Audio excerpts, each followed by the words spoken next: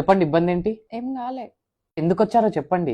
నీకు తెలియదా ఏమైందో? అరే నాకెట్లా తెలుస్తుంది మీకేమైందో? మరి నన్ను కూడా అడగక ఏమైంది. అరే మేడం, నేను నీ బాయ్ ఫ్రెండ్ నాకెట్లా తెలుస్తుంది నీ బాధ? నువ్వు చెప్తేనే కదా నాకు అర్థమవుతుంది. అరువు, నువ్వు కూడా అరువు నా మీదనే. అందరు నా మీదనే అరుస్తారు. సరే సరే సారీ అరవను, చెప్పండి ఏమైంది మీ ప్రాబ్లం చెప్పండి. నాతో మాట్లాడకపో. అరే మేడం, నా దగ్గర టైం లేదు, నేను వేరే పేషెంట్స్ ని కూడా చూడాలా. అంతేలే, నా కోసం ఎక్కడ టైం ఉంటది. అరే ఓ మేడం, నువ్వు ప్రాబ్లం చెప్పండి, నేను ట్రీట్మెంట్ ఎక్కడికెళ్ళి ఇవ్వాలా నీకు?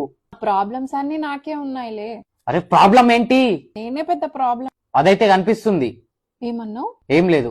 ఏదో ఒక రోజు చనిపోతాలే, ఆ రోజు నా వాల్యూ తెలుస్తుంది. అరే ఓ, ఏమన్నా పాగాలు ఉన్నావా ఏంది? నీకు అంత ప్రాబ్లం అవుతుందంటే ట్రీట్మెంట్ చేయకు, వదిలే నన్ను. అరే మేడం, నేను డాక్టర్ని, పేషెంట్స్ ఇట్లా వదిలేలేను. నాకు చెప్పాలని లేదు. నీకెందుకు చెప్పాలని లేదు? ఎందుకంటే నువ్వు వేరే పేషెంట్స్ ని కూడా చూస్తావు. డాక్టర్ని నేను చూడకుంటే ఇంకెవరు చూస్తారు వాళ్ళని? చూసావా చూసావా, మళ్ళీ అరుస్తున్నావు.